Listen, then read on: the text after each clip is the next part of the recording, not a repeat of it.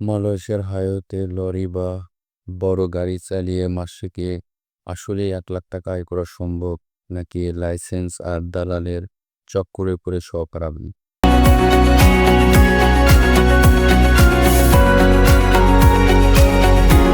আলাইকুম। আজকে আমরা মালয়েশিয়ার ড্রাইভিং পেশার ভিতরে সব তথ্য উন্মোচন করব, যেমন বেতন, লাইসেন্স করার খরচ এবং আইনি জটিলতা। সব কিছু নিয়ে বিস্তারিত আলোচনা করব এই ভিডিওতে।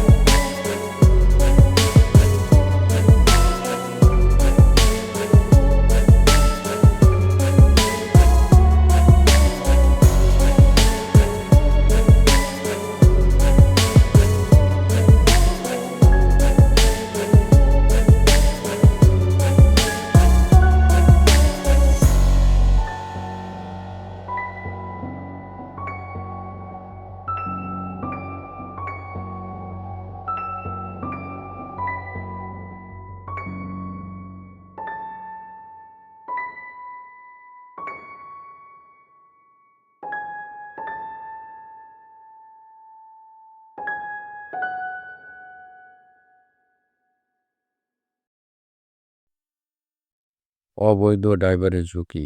প্রপার লাইসেন্স ছাড়া গাড়ি চালিয়ে পুলিশের কাছে ধরা খেলে জেল জেল জরিমানা নয়, চিরস্থায়ী ব্ল্যাক লিস্ট হওয়ার ঝুঁকি থাকে।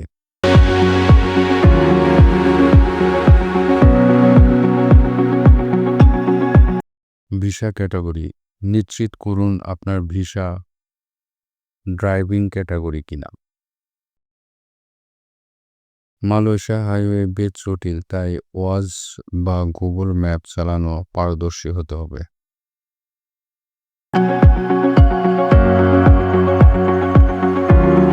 ভাষা ও যোগাযোগ। সাধারণত মালয় ভাষা না জানলে ডেলিভারি বা ক্লায়েন্ট হ্যান্ডেল করা খুব কঠিন হয়ে পড়বে। শারীরিক সক্ষমতা। দীর্ঘ সময় বসে গাড়ি চালানোর জন্য পিঠের সমস্যা হতে পারে, তাই নিয়মিত স্বাস্থ্য পরীক্ষা করুন।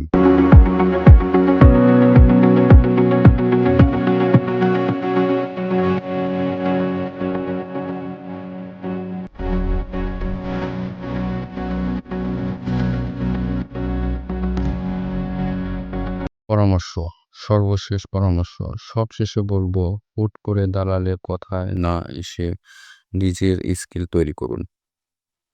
ভিডিওটি আপনার প্রবাসী ভাইদের সাথে শেয়ার করুন। আপনাদের যদি ভিসা চেক করার অফিসিয়াল লিঙ্ক প্রয়োজন হয় তবে ডিসক্রিপশন বক্সে চেক করুন।